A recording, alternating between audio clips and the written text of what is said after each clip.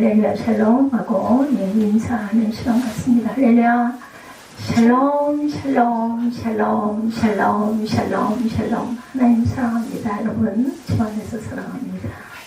10장 19절에서 25절 말씀이죠. 우리의 소망을 굳게 잡으라 말씀하고 있어요. 19절 영혼을 구원에 이르는 믿음을 가지라. 제 성경 위에는 이렇게 표기가 되어 있습니다. 우리 본문 한번 천천히 생각하면서 묵상해보죠. 그러므로 형제들아 우리가 예수의 피를 힘입어 성소에 들어갈 담력을 얻었나니 그 길은 우리를 위하여 휘장 가운데로 열어놓으신 새로운 살 길이요 휘장은 곧 그의 육체니라. 또 하나님의 다스리는 큰 제사장이 계심에 우리가 마음의 뿌림을 받아 악한 양심으로부터 벗어나고 몸은 맑은 물로 씻음을 받았으니 참 마음과 온전한 믿음으로 어디로 하나님께 나아가자. 또 약속하신 이는 믿으시니 우리가 믿는 도리의 소망을 움직이지 말며 굳게 잡고 서로 돌아보아 사랑과 선행을 격려하며 모이기를 패하는 어떤 사람들의 습관과 같이 하지 말고 오직 권하여 그날이 가까움을 볼수록 더욱 그리하자. 오늘 본문이죠.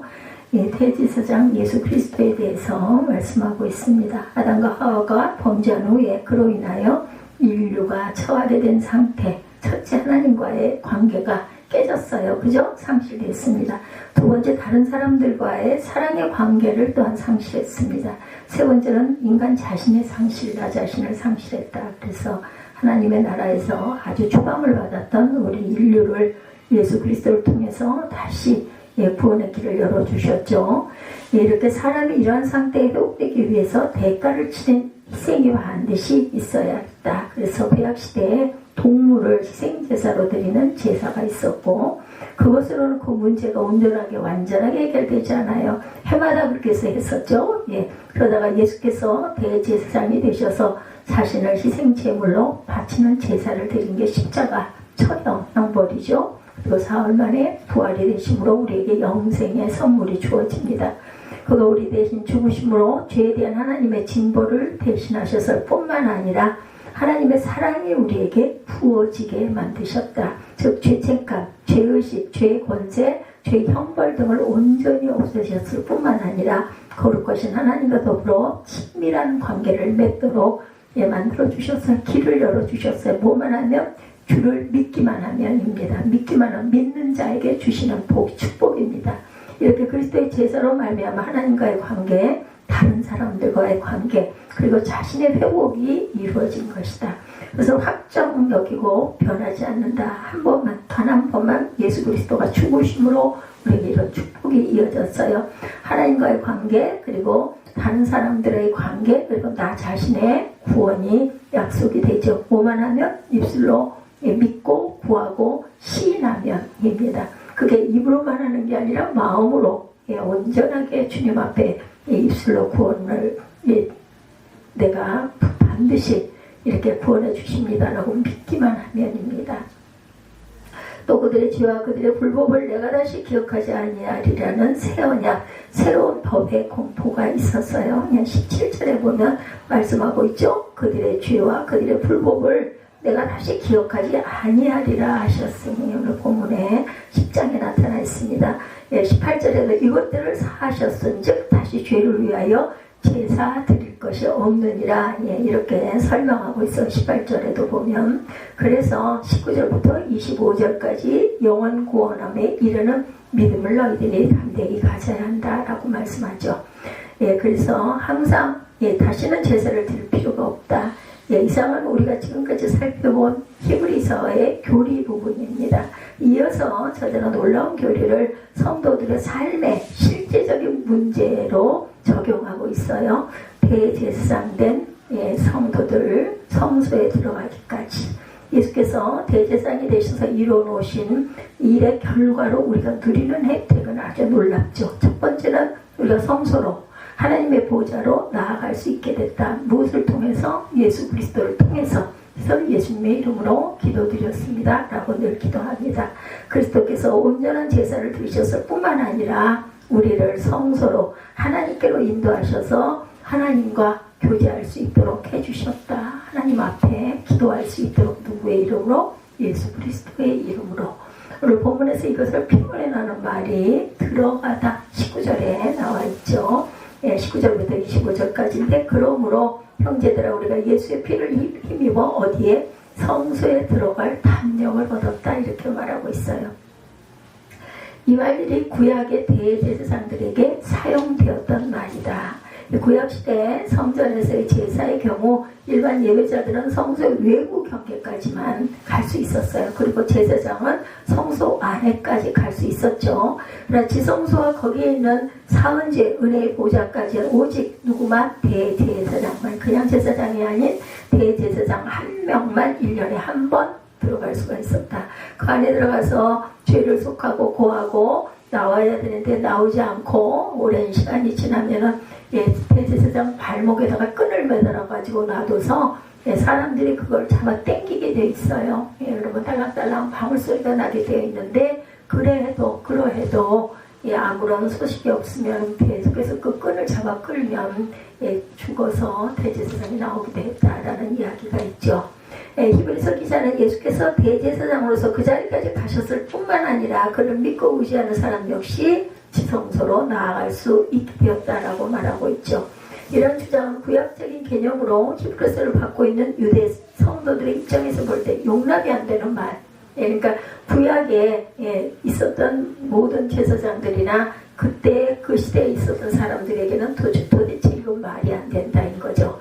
거룩하게 구별된 대제사장도 1년에 단 한 번 들어갈 수 있는 지성소에 아무리 땅에 있는 지성소가 아니라 거룩한 하늘 성소라 하더라도 일반인들이 들어갈 수 있다고 주장하는 것을 쉽게 받아들일 수가 없어요. 누구의 이름으로? 예수를 믿기만 하면. 그렇죠? 근데 우리에게는 그런 특권을 주셨습니다. 그런데도 히브리서 저자가 그 주장하는 것은 무엇 때문일까? 지금까지 말한 것들을 다시 한번 돌이켜보죠. 예수님의 대제사장적 사역에 근거해서 그가 죽으심으로 하나님께 나아갈 수 있는 길을 여셨고 예수님을 의지하여 믿는 자도 성소로 나아갈 수 있게 되었다. 누구의 이름으로? 예수 그리스도의 이름으로. 그래서 히브리서 4장 16절에 그러므로 우리는 긍휼하심을 받고 때를 따라 돕는 은혜를 얻기 위하여 은혜의 보좌 앞에 담대히 나아갈 것이다. 이렇게 말하고 있어요. 히브리서 4장 16절입니다. 하나님의 정하신 때가 아니라 우리가 필요로 하는 바로 그 시간에 특정한 장소가 아닌 내가 마음의 문을 열고 기도하는 그곳이 성소가 되는 놀라운 은혜가 임한다. 4장 16절 한번 볼까요? 멀지 않으니까 지금 10장이니까 4장 앞으로 조금만 가면 나와 있어요. 보고 나면 안 보고 그냥 넘어가는 것보다 훨씬 기억이 오래 갑니다. 4장 16절입니다. 그러므로 우리는 긍휼하심을 받고 때를 따라 돕는 은혜를 얻기 위하여 은혜의 보좌 앞에 담대히 나아갈 것이다. 반드시 분명히 이렇게 말씀하셨어요. 그렇죠? 특정한 성소가 장소가 아니라 내가 마음의 문을 열고 기도하는 그곳이 성소가 되는 놀라운 은혜가 임했다. 예수님이 아니고 성소에 들어가서 하나님을 배우며 그와 더불어 교제하는 길은 없었어요. 그렇죠? 하나님과 교제하고 그분과 동행하는 삶이 대제사장이신 그리스도의 사역의 결론이에요. 그런데 그의 이름으로 우리도 또한 담대히 나아갈 수 있다. 이런 표현은 유대인으로서는 상상이 되지 않는 말. 그런데 더 놀라운 것은 이 말이 의미하는 또 다른 뜻이 우리도 대제사장이 되었다라는 거예요. 이건 더 말도 안 돼요. 그렇죠? 히브리서 저자는 구약의 제사장에 대해서 멜기세덱에 대해서 논한 후에 참 대제사장이신 예수님에 대한 결론을 내립니다. 그것이 끝인 줄 알았는데 이에 이어서 진짜 놀라운 이야기, 이것은 바로 저와 여러분이 대제사장이 되었다라는 거예요. 그렇죠? 너희는 왕같은 제사장이다 이렇게 말씀하고 있잖아요. 제사장인 여러분은 여러분이 원하는 시간이면 언제든지 지성소로 나아갈 수가 있다. 그래서 예수님 때문에 여러분은 성소에 마음대로 들어가서 하나님과 만나고 하나님으로부터 풍성한 은혜를 누릴 수 있게 되었다라는 거. 다시 말씀드리자면 이것은 정말 놀라운 일이고 획기적인 일이고 아주 특별한 일이고 말도 안 되는 기적과 같은 사건이다. 그래서 오늘 본문은 우리가 믿는 도리의 소망을 굳게 잡아라. 23절에 이렇게 말씀하고 있습니다. 너희가 믿는 도리의 소망을 굳게 잡아라. 약속하신 이는 믿으시니 우리가 믿는 도리의 소망을 움직이지 말고 굳게 잡고 서로 돌아와 사랑과 선행을 격려하고 서로에게 모이기를 패하는 어떤 사람들의 습관과 같이 하지 말고 오직 권하여 그날이 가까울수록 가까움을 볼수록 더욱 그리하자. 모이자는 거예요. 패하는 그런 짓을 하지 말고 서로 격려해서 더 가깝게 모이자. 예, 우리가 가진 이 엄청난 신앙의 원리를 경고하고 믿고 그것을 누리고 가자라는 것입니다. 당시 사람들이 놀라운 일을 이루신 주님을 버리고 구약의 제사를 따르는 유대계로 들어가는 일, 또한 이방 종교로 돌아가는 것, 사람이나 물질 그리고 세상 풍조로 인해 흔들리는 것은 너무나 어리석은 일이다라고 말씀하고 있습니다. 나는 왕같은 대제사장입니다. 예, 이렇게 우리 서로에게 축복하시는 인사를 나누실 줄 알아야 돼. 너희는 왕같은 제사장이 말씀하죠. 서로를 어떻게 할 수 있기 때문에 위할 수 있으니까, 서로에게 축복해 줄 수 있으니까, 그래서 우리가 함께 축복을 하는 거 아닙니까? 예수께서 대제사장으로서 이루신 일들의 결과, 실제적인 부분의 두 번째 내용, 서로 돌아보고 격려하라입니다. 두 번째, 서로 격려해라. 나는 제사장이다 이렇게 외치고, 그리고 서로에게 이렇게 축복을 격려하라는 거죠. 이것은 앞의 것과 연결이 됩니다. 우리가 하나님의 보좌로 나아가 하나님과 교제가 가능해진 것처럼, 사람과 사람 사이에도 막혀진 담을 열 수 있다라는 거, 헐 수 있다라는 겁니다. 대제사장이신 예수님 때문에 나라는 존재가 새로워지고 하나님과의 관계가 새롭게 설정이 되고, 나아가서 다른 사람과의 관계에서도 새로워진 존재가 바로 저와 여러분들이다. 무엇을 하는 사람? 주를 믿는 자에 한해서입니다. 여러분이 이 세상과 다른 사람을 향한 제사장이라는 거예요. 왕같은 제사장. 그러면 다른 사람을 향한 제사장적인 삶은 과연 어떤 것일까? 첫 번째 것은 서로 돌아보는 것이다. 서로 돌아보라는 말은 상대방에 대해서 깊이 생각한다는 거예요. 그의 속사정과 현실적인 문제와 영적인 형편까지 면밀하게 살핀다는 것. 그래서 우리가 기도해 줄 때 그 사람의 형편, 그 사람이 원하는 것, 그 사람의 기도 제목이 무엇인지를 서로 나눌 수 있어야 된다. 맨발로 소리를 듣는 사람이 있었다고 그래요. 에벌린 글렌이 그녀는 최고의 타악기 연주자 중에 하나였다고 합니다. 1965년도부터 살았던 분이네요. 그런데 이분은 다른 음악가들과는 다른 점이 있었다고 그래요. 제가 말씀드린 에벌린 글렌이라는 사람, 그것은 그녀가 12살 때 청력을 잃은 장애인이었다고 합니다. 사람들은 청각을 잃은 그녀는 절대로 음악가가 될 수 없다고 생각을 했다고 그래요. 그러나 그녀는 포기하지 않습니다. 우선 그녀는 제 기능을 못하는 귀를 포기했대요. 듣는 걸 포기했습니다. 대신에 소리의 진동과 뼈의 떨림으로 소리를 감지하는 연습을 했다고 합니다. 그렇게 해서 항상 맨발로 무대에 올라서 발끝에서 전해오는 진동으로 소리를 구현했다고 그래요. 그녀는 정상인들과 달리 귀가 아니라 온몸 전체로, 또 그 중에서도 극도로 섬세해진 발끝의 감각으로 음악을 느끼고 연주했다고 그래요. 그녀는 발가락 하나하나로 미세한 몸의 변화, 몸의 높낮이를 읽어낼 수 있는 경지에 이르렀고, 현재 세계 최고의 타악기 연주자로 인정을 받고 있다고 하네요. 세계 최고의 그 타악기 연주자. 발로라도 듣고 싶다는 간절한 멸망에 그녀의 장애를 극복하게 했다고 그래요. 발가락 하나하나로 미세한 몸의 변화, 몸의 높낮이 또한 읽어낼 수 있는 경지에 이르렀고, 그래서 최고의 타악기 연주자가 되었다고 합니다. 들으려고 하면 여러 가지 방법으로 들을 수 있다라는 거예요. 이 결과로. 그래서 바로 그것이 경청이라고 합니다. 경청. 진정한 소통은 경청에서부터 시작된다는 말이 있죠.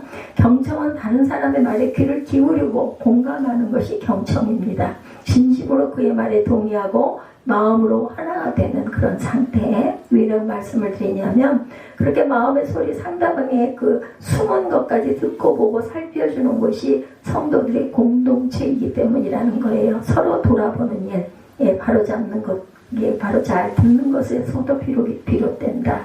서로 듣는 것, 서로 들어야 돼요. 그래서 나누게 되죠.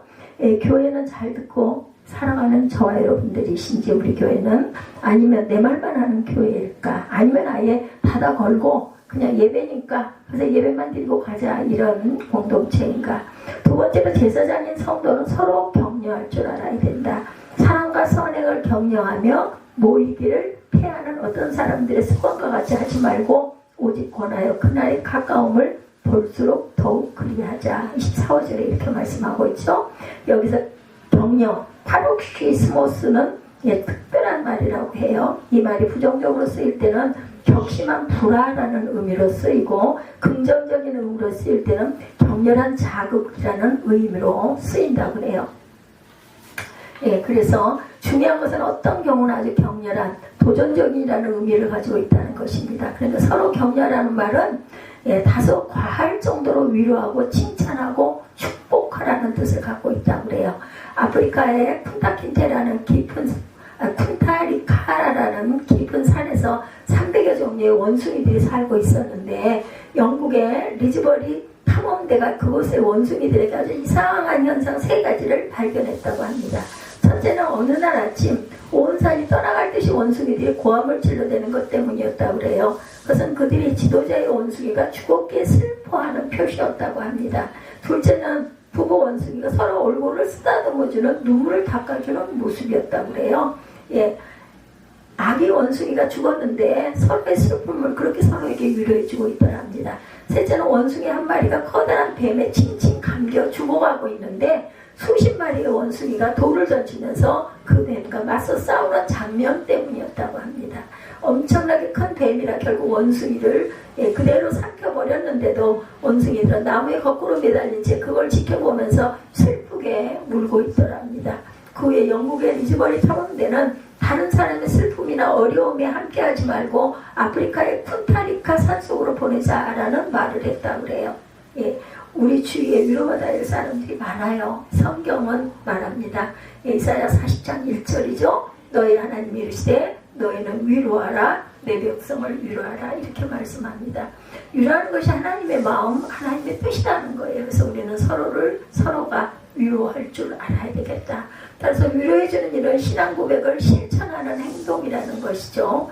사랑과 격려는 생리현상에도 호소적 역할을 한다고 합니다. 사랑을 현미경으로 관찰할 수는 없지만 치료 효과는 이미 확인된 바 있죠. 사랑해주는 것.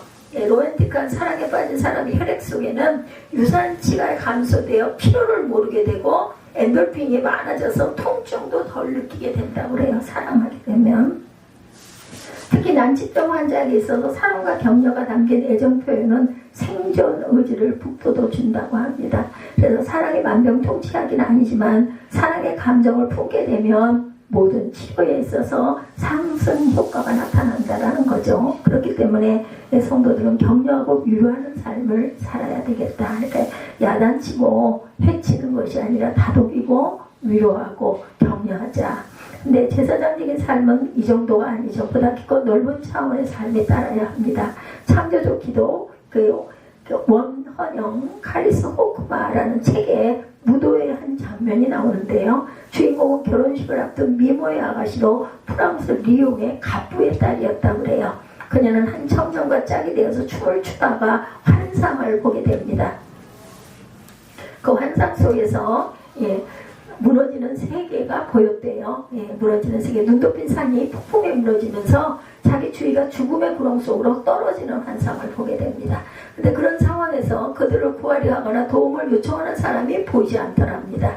그때 그녀는 기도로 지탱되어야 할 세계에 기도하는 사람이 없기 때문에 결국 무너지고 만다는 것을 깨달았대요. 그녀는 그 환상을 보면서 기도의 결핍으로 세상이 무너지고 있는데 어느 한 사람도 거기에는 관심이 없고 오로지 춤만 추고 있는 것을 본 거라는 거죠. 그 환상에서. 그냥 환상에서 깨어납니다. 그리고 결심했다고 그러죠.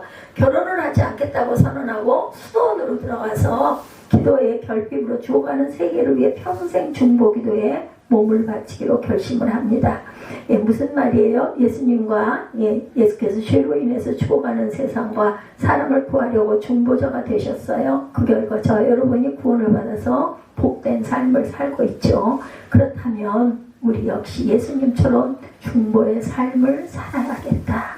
진정하고 참된 중보자 예수님이 계시지만 우리 역시 이 세상에서 그리고 주변의 사람들을 위해서 하나님과 그들을 이어주는 다리 역할을 해야 한다는 거죠. 우리의 의무입니다. 이것은 여러분이 지금 보시는 그런 모습들, 제사장들이 여러분의 하늘과 세상을 잇는 다리, 이런 모습들, 하나님과 사람을 잇는 다리, 특별히 중보 기도자의 모습.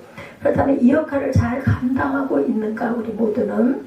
저와 여러분이 제사장이라면 당연히 가족들을 하나님과 이어주고 자녀들을 하나님과 이어주고 이 시대를 그리고 나라와 민족을 하나님께로 이어주는 중보자로 살아야 되지 않겠는가. 그래서 우리 또한 대제사장으로 살아가야 하는 왕같은 제사장의 지위를 주셨으니 우리는 제사장으로 살아가야 되겠다. 오늘 본문은 대제사장이신 예수님에 대한 길고 긴 논의의 결론 부분입니다. 그런데 그 결론이 너무나 놀랍죠. 구약의 기라성 같은 선지자들보다 더하여 친히 계시의 말씀이 되신 예수님, 천사보다 훨씬 영적인 존재이신 하나님이신 예수님, 모세보다 월등히 뛰어나신 예수님, 그리고 인간 대제사장들과는 비교할 수 없을 정도로 뛰어나신 진짜 대제사장이신 예수님을 논한 히브리서 저자는 그 결론 부분에서 뭐라고 말하고 우리를 놀라게 합니까? 하나님으로부터 직접 계시의 말씀을 받은 선지자보다 못한 우리가 하늘 보좌에 하나님을 찬양하며 그를 수종드는 천사보다 못한 우리가 성경 역사와 세속 역사에 있어서 가장 위대한 사람인 모세도 비교할 수 없는 우리가 신령하고 거룩하여 하나님과 그의 백성들 사이를 이어주는 다리 역할을 한 제사장들보다 모든 면에서 너무나 못한 우리가 예수님 때문에 대제사장이 되었다라는 것이에요. 놀라운 일이죠. 그리고 또한 감사한 일입니다.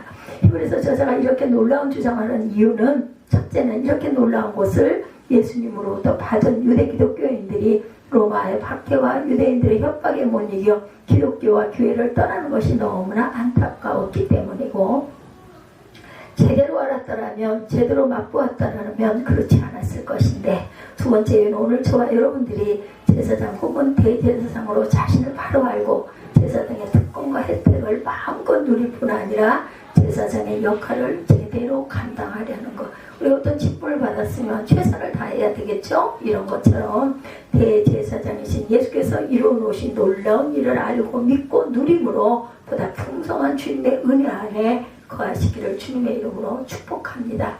언제나 어디서나 하나님 앞에 서서 온갖 좋은 은사와 온전한 선물이 어디로부터? 위로부터 빛들의 아버지로부터. 야고보서 1장 17입니다. 17절입니다. 받아 누리시기 바래요. 빛들의 아버지로부터 위로부터 내려오는 그 은혜를, 그 축복을 받아 누리시기 바래요. 그리고 다른 사람과 세상을 위하여 중보하는 거룩한 제사장으로 살아가시는 저와 여러분들이 되시기를 2025년 12월 28일 주일을 기해서 여러분들에게 선포합니다. 제사장인 삶은 2026년에 계속해서 살아가시고 중보하시는 그러한 거룩한 인생이 되시기를 주님의 이름으로 축복합니다. 결단하시고 기도하시고 축도로 예배를 마치도록 하죠.